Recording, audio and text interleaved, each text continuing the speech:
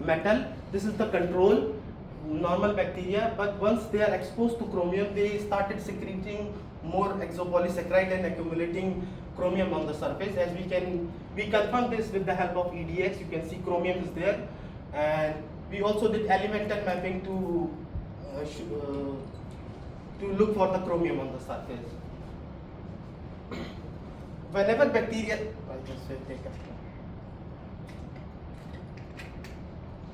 whenever bacteria, microbe are exposed to any stressful condition, including the heavy metal, they start secreting more exopolysaccharide. As we can see, the both of them, when they were exposed with chromium, they started twofold increase in the exopolysaccharide secretion. Why this is important? Because these exopolysaccharide contain these functional group which bind metal on the surface. So if this is increasing, we will have more functional groups, and there will be a more binding of chromium on the surface. And we found that this chromium is binding here. This is because of the increase in EPS and these functional groups. Then we look for the two main methods which are reported for chromium removal is either bioabsorption on the surface or bioreduction. Bioreduction, as in the very beginning I told you, the 6 form is converted to 3, which is non-toxic form. It is with the help of chromate reductase enzyme. So firstly we look for the bioreduction in both strain. Enterobacter was doing more bioreduction compared to Bacillus. One more important thing I forgot to tell. Further for mechanism study, I choose 1 gram positive bacteria, gram negative. One was Bacillus, other was Enterobacter. Just to make one more difference, I wanted to include one more parameter, like I studied 1 gram negative, 1 gram positive. So here, these are genes previously reported in the other article. I ordered the same one, I did not design mine. So this CHR1 is the chromate reductase genes. With DNA, I check for the presence of this in my sample, and also with the crude enzyme, I check for the chromate reductase enzyme as well. So I found that it was present, and chromate reductase was expressing. So we measure total chromium. Chromium C can assume is a 3, chromate reductase is 3, but we wanted to confirm with the help of chemistry, like it is 3 what we are finding. So we did XPS analysis which tell the chemical state of chromium, and we found that the chromium which was present on the surface, it was 3 with the help of XPS. So it was 3. Overall finding of this, my first study is I isolated 16 bacteria, identify them. Mostly they fell as Bacillus, in genera Bacillus, Enterobacter, Cucurbitacus. The maximum tolerance they go for is 2000. By the way, they go for 4000 also. We did mention in our thesis, but it was no removal, only tolerating, so we keep 2000 only. And the highest removal was found at 100 mg, 100 ppm, which is 98%. These were the functional group: hydroxyl, amine, alkyl, metal, and this is very special group because they are previously found with cyanobacterial mat, and we found in our mat also, which is related to why chromium was binding on the surface of bacteria, and we found twofold increase in the exopolysaccharide at 100 ppm, and we also found that the reduction was because of the chromate reductase enzyme. I published this study in Applied Biochemistry and Biotechnology. I also presented same work in International Society of Microbial Ecology in South Africa last year. Then coming to the next study, because at the beginning I told the mat has multi-layer. So we look at the first layer, now the anaerobic layer. Do the anaerobes in the mat also have something to do with the chromium removal? Do they have any role to play? So we took the middle layer of the mat, anaerobic layer. To make it anaerobic, we seal with a rubber cap and flushing of nitrogen gas for 15 minutes to make it anaerobic. And we wrap the bottle with aluminium because we did not want to see any phototrophic activity, because it's a mat mixed community. We wanted to see anaerobes are basically lower layers, so they receive less light and they are at lower level. So we wanted to make sure it is anaerobic. We incubated in the dark. We look for chromium removal. Then we look like what was the original microbial community, bacterial community, and how it affected after different chromium exposure. For mechanism, I look at the surface for bioabsorption. with the help of this technique, then bioreduction, and this time I look for bioaccumulation also in the mat. Firstly, we selected 3 mats. It's a sampling site ABC from where we selected. We look for 1 ppm removal, 1 mg per liter, both are same. So we found that all of them in 30 days remove the chromium 100% almost. So as because they all 3 removed the same type, so we randomly selected mat A. There was no specific reason for higher concentration. We looked for higher concentration, and up to 50 it was removing. It took more days, 60 days, but after 45 days there was not much removal, so we keep the 45 days. It was the maximum removal, and we can go for higher also, but I did, it was 90 days, so we cannot wait this much time for this, so we keep this as the maximum concentration of chromium. Again, we look firstly at the surface of the mat. You see, this is the elemental mapping, the red dots representing chromium on the surface. We also confirm the presence of chromium with the help of EDX, and again there we found the 2-fold increase in the mat. I found almost 4-5-fold increase in the secretion of EPS. Again, when the mat was exposed to heavy metal under stress, it start producing more exopolysaccharide, and they have the functional group which bind the metal on the surface. This time for the bioreduction, I did something extra, not only looking in the supernatant. When I give the chromium 1, 10, 50, 100, I found that I am not able to get what I am giving. Some chromium is missing. So I checked the mat and digested it. I found that, oh, the missing chromium is in the mat. And one more interesting thing from here, I found that when the chromium concentration was lower, 1 and 10, the more bioreduction happening in the supernatant. The microbes in the mat were able to deal with chromium, but when the concentration become high, it was not, the microbes were not able to immediately reduce to non-toxic form. They give it to the mat to absorb it, and there also they were removing the, doing the bioreduction. This bioreduction is happening in both because chromate reductase enzyme is of 2 types. One is soluble one, which is released in the solution. Other is membrane bound, which is present on the membrane. It also does the bioreduction. We look for the bacterial diversity with the help of NMDS Bray-Curtis dissimilarity equation. I found that you can see they are separate patches of bacterial community. When the control, this is the bacterial community 1, 5. Higher they all are at one place. This is the clear segregation of bacterial community. Like when mat was given chromium, those who were able to tolerate 1, 5 or different concentration, they form their patches. Like they are different. Microbes which are tolerating chromium removing, they are not same. Control 1, 5. Also, I look for NOTU, operational taxonomic unit, CHA1, which tells the species richness. You see, in the control, there are a lot of types of species. But when the chromium, it was toxic, it keep on decreasing. Because this study was done anaerobically, so we wanted and expected anaerobes in this one. So these are the legends you follow with me. In the control, we have a mixed community. But once we gave 1 ppm, the community shifted to Clostridia.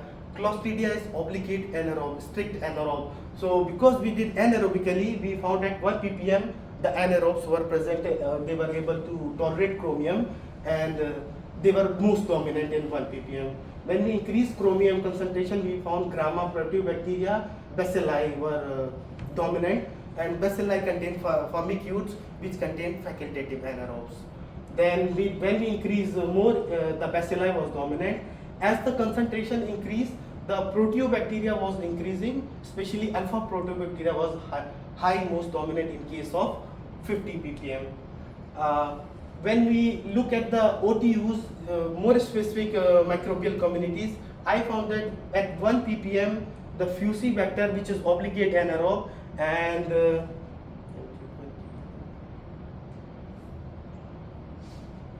Fucibacter and Brevendimonas and Labrangia, these were the dominant species. as the concentration increase, it varies. We also look for statistical analysis in this with the help of data we have.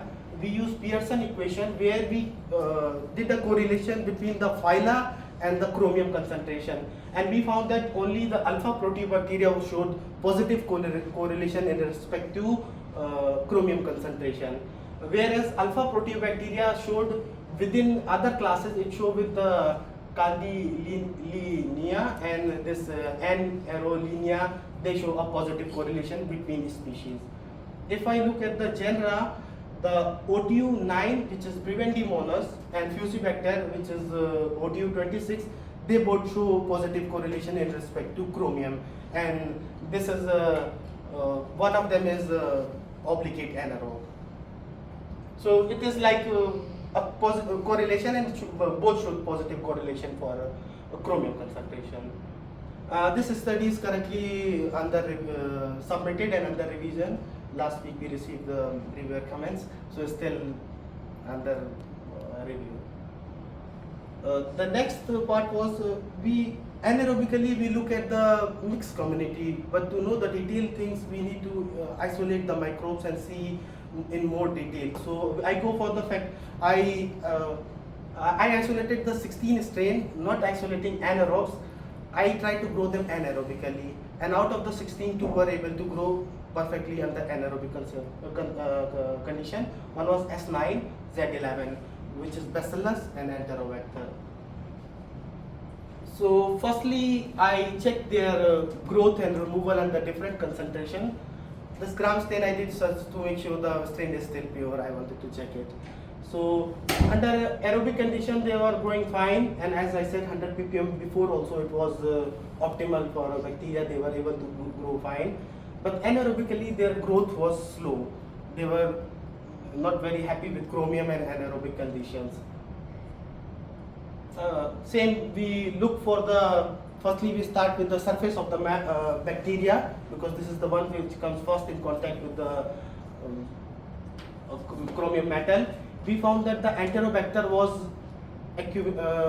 absorbing more chromium on the surface in comparison to Bacillus. This we proved later with other experiment also. And as you can see, the exposure of bacteria, it increased the EPS, which has the functional group, and these functional group have been binding of the metal on the surface of bacteria. This time for the bioreduction, I go one more step extra. I look at in the supernatant bioreduction, I look on the surface, and I digested the cell, I look at the inside the cell also bioreduction.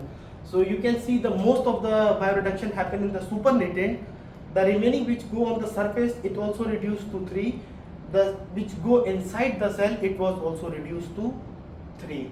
And to confirm the chemical state, we did the XPS analysis, and we found that the 6,3, 6,3 both form of chromium were present. But in the beginning, in the experiment, we give only 6, and we found the 3 form as well in our XPS data. We did the bioaccumulation assay, but we cannot say surely like it is happening or not happening. So this time I did the TEM microscopy.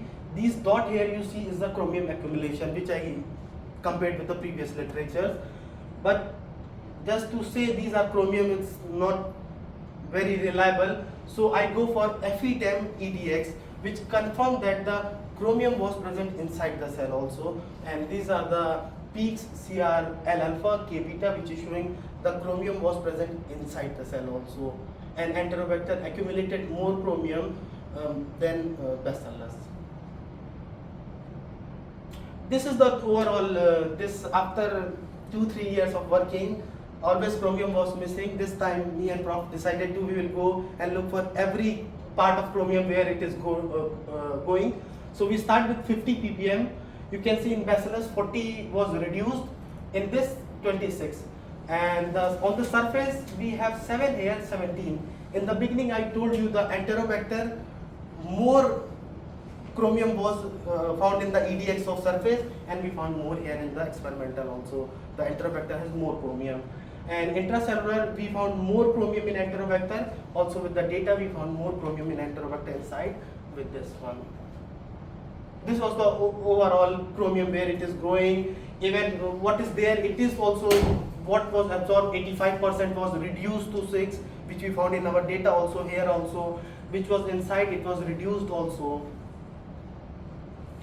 The key findings from anaerobic study is that mats were able to tolerate and remove up to 100 mg per liter of chromium. We found two isolates which were facultative anaerobes, Bacillus S9 and Z11. Bioabsorption was the first process in both strains because this is the first which comes in contact with the metal, and we found bioreduction with the help of chromate reductase. Enzyme activity was also confirmed with enzyme acid chromate reductase, and bioaccumulation, as we say, the TEM and STEM. Most interesting thing which was found in this study was we found chromium 0. Not only chromium 3, it was reduced up to 0, which is chromium was reaching to its elemental state in anaerobic condition, which was shown here. You see chromium 0 was found in both of them.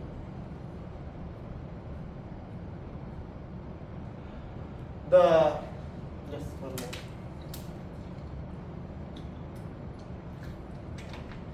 You skipped one slide before this. Yes. This study is recently submitted in this journal 3 Biotech and is under review. We did with the biological part. Now, as my fourth objective was to physical removal chromium, not biologically using the living thing. So for this, I collected mat, isolated bacteria from mat. The first step is to before why we do this study was like biological, non-biological. The mat or microbes, they have exopolysaccharides. So when they are not exposed to chromium, whether this exopolysaccharide help in the removal of chromium or not, that we wanted to say. That's why we chose this to keep it one part of study. So we collected the mat, isolated bacteria, and firstly we check the characteristics of mat. To make a biosorbent, you need to have certain characteristics which are required so that it can be a good biosorbent for chromium removal. Then we optimize the biosorption experiment where we optimize the pH, contact time, how much time it interacts with metal, temperature, chromium and biomass. Then people and studies have already defined different isotherm models which are used. The data you get, experimental data, it is verified with these equations whether it is correct or not, applicable or not. And similarly, kinetics is used to calculate the rates of the biosorption. So start with the first experiment. The biosorption was optimized, and I found that the pH 1 was the best, where the highest biosorption was happening. Later it decreased and it became constant. For the contact time, it reacts for 60 minutes. After 60 minutes, you keep for day, 2 days, it was not doing anything. So we keep the contact time 60 minutes. For how much biomass is required, we give different biomass, different weight of biomass. So we found that 1 gram per liter was the optimal, like reaching the equilibrium. We can go add more and it will do the more job. And the concentration we use here was up to 300. So firstly we look at the isotherm equations. We found that our data which we have, it followed more Friedrich equation. What is Langmuir and Friedrich? When your data with the help of this RLU, it follows Langmuir, it means the biosorption which is happening is a monolayer. It's only a single layer on the surface of the biosorbent you are using. But we found that our R value was more high in case of Friedrich. So it was more, our data was following more Friedrich, which was a multi-layer biosorption. It is layer by layer, not only a single layer. And the maximum value found for algal mat was 204 mg of chromium per gram of the biosorbent we use, and 188 for esteraces. Also, we look for Temkin. Temkin equation tells whether our data is the biosorption which is happening, is it a physical or chemical. The physical is when it is loosely bound on the surface. Chemical is when it will not. Chemical bond is a strong interaction. So they have defined certain value. If the value is more than 20, it's chemisorption. If it's less than 20, it's physical absorption. In case of algal mat, it was chemical chemisorption, chemical biosorption happening, whereas SRRC is so physical absorption. For the kinetics model, these are used to calculate the rate. We say the kinetic model fits more when your experimental value matches more with the calculated value. If you look at pseudo first order, this is the experimental value, but the calculated value is different. If we look at the pseudo second order, the experimental value 11.3, the calculated 11.3, this 15.3. So they are very close to each other. So this why we say even the R values is more high in case of pseudo second order. So our data follow most fitted with the pseudo second order, and this is because Q equilibrium and they were close to each other. We say followed second order. Evolution equation tells whether your biosorption is reversible or irreversible. Irreversible means very strong binding, and it's difficult to remove once it's bound on the surface of the material. Intraparticle is used diffusion, particles are present which help in the biosorption. And we look at the surface of the mat, you see more biosorption was in the algal mat. We found 81%. It's out of 100. 81% was the chromium, in this case 36%, and it was, we checked for the, because the functional group are involved which help in binding, not of, we did not check EPS, but EPS is there, so these functional group were present which help in binding on the surface. This is the overall scheme of this summary of this study. We used one algal mat, ester arcis for as a biosorbent. The optimized value was pH 1, contact time 60 minutes, and concentration was 300. The biosorption Qmax for algal mat was 204, for ester arcis 188. Both followed Friendly's equation and more fitted with pseudo second order equation.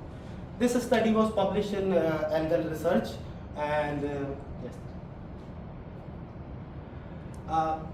Overall, whatever I studied and did in 4 years, I want to summarize in one figure. This is the what happened in the bacteria. So number one thing is it starts with the biosorption because it comes first in contact, and it also converted to 3 because I told you membrane associated bacteria, membrane associated chromate reductase is there, which converts to 3.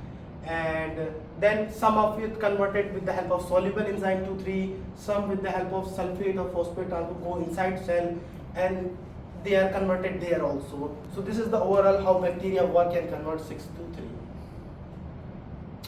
And the conclusion, I want to say this microbial mat has the potential, as we look at all the data, to reduce the toxic hexavalent chromium toxicity. Both aerobic and bacterial community are play a vital role in the removal of chromium. My main focus of my study was to determine the mechanism. What is the mechanism, why they are found? So I found that the biosorption on the surface, bioreduction with the help of chromate reductase, both soluble and membrane-bound enzyme, and bioaccumulation inside the cell. And this research has application in industries which want to retrieve chemical hexavalent chromium contamination from water or metal recovery. These are the achievements of my PhD. I have produced 5 public manuscripts from this PhD. 2 are already published, one in Q1, one in Q2. One is under review in Frontiers, Q1. One we submitted recently, it's also in Q1. One we have more ready, we will decide where we will be sending. And I have mentored 6 undergraduates. You see the Malak is highlighted because she co-authored a paper with me. Rest, those who are underlined, they also have their manuscript almost ready. And yeah, I attended one international conference in ISME last year where I presented my work. And I also attended 2 conferences in our biology department, Estimofine and ISME. I would like to thank Deanship for the scholarship, financial support. Because of this, everything was very smooth, conference and working. Very, very big thanks to Professor Raed Ahmed for huge support and guiding me. And Professor Al Said, he helped us very much because we need the chemistry things to prove in the biology. Dr. Bernard, he tell us about the geomicrobiology and geological things, where to take sample, how it would react to metal with the microbes. Dr. Sidki Hassan for biosorption studies, he helped me very much. Dr. Hamada for statistical analysis. Dr. Baja to helping in one of the manuscripts. Professor Ratna Swami is my external examiner. Karu for FTIR, SEM and everything. Dr. Mayo, all time he did my XPS. Mr. Muhammad Al-Kindi to prepare living sample of SCM, TEM and these things. Dr. Huda, of course, very much help. Mahmood, Dr. Asma, whenever I have any problem, I look for Asma. She already done PhD how to do it. All my friends, lab member, and all technical staff was very supportive to me. Thank you.